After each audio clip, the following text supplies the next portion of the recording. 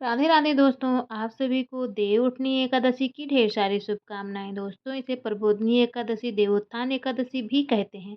भगवान विष्णु के 4 माह के शयन के बाद जब भगवान विष्णु जागते हैं तब उस दिन देवउठनी एकादशी व्रत मनाया जाता है। इस दिन भगवान विष्णु को जगाने के लिए भगवान विष्णु के भक्त स्तोत्र पाठ, भजन और वाद्य यंत्रों के साथ पूजा करते हैं। दोस्तों, इस दिन भगवान विष्णु की पूजा पाठ करने से बहुत ही शुभ फलों की प्राप्ति होती है और आपके घर लक्ष्मी का आगमन होता है। इस दिन तुलसी माता की भी पूजा की जाती है और लक्ष्मी माता की भी पूजा की जाती है। तो दोस्तों, वैदिक पंचांग के अनुसार कार्तिक माह की आखिरी एकादशी को देवउठनी एकादशी के नाम से जाना जाता है। इस एकादशी की शुभ तिथि क्या है, आइए आपको बताते हैं।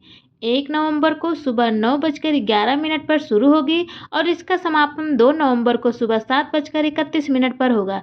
ऐसे में 1 नवंबर को देवउठनी एकादशी का व्रत किया जाएगा।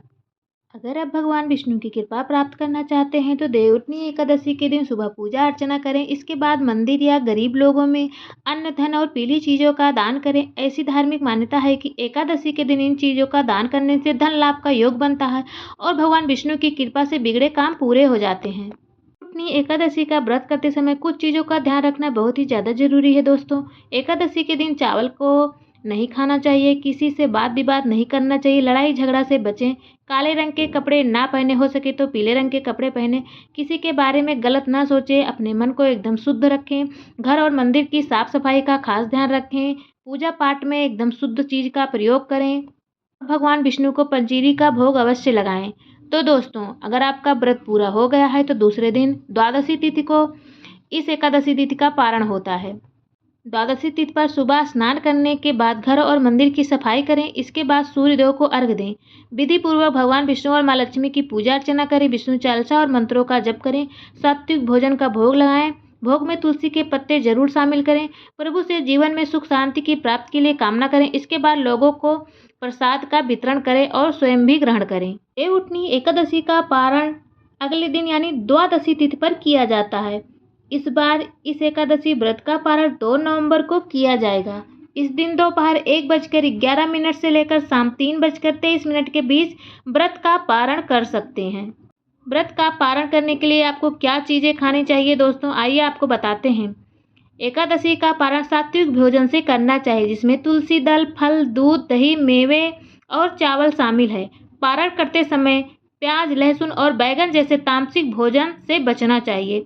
एकादशी का व्रत पारण करने के लिए आपको क्या खाना चाहिए? सबसे पहले तुलसी दल। व्रत पारण के लिए तुलसी दल का सेवन अत्यंत शुभ माना जाता है। सात्विक भोजन। पारण हमेशा सात्विक भोजन से करें, जिसमें फल, दूध, दही और मेवे शामिल हों। चावल। एकादशी के अगले दिन चावल खाकर ही पारण करना चाहिए, क्योंकि यह व्रत का पूर्ण फल देता है। और आप अपनी क्षमतानुसार स्वादिष्ट भोग भी ग्रहण कर सकते हैं जो भगवान को अर्पित किया गया हो। और क्या नहीं खाना चाहिए आपको? तामसिक भोजन। पारण के दौरान प्याज, लहसुन और बैगन जैसी तामसिक चीज़ों को बिल्कुल नहीं खाना चाहिए।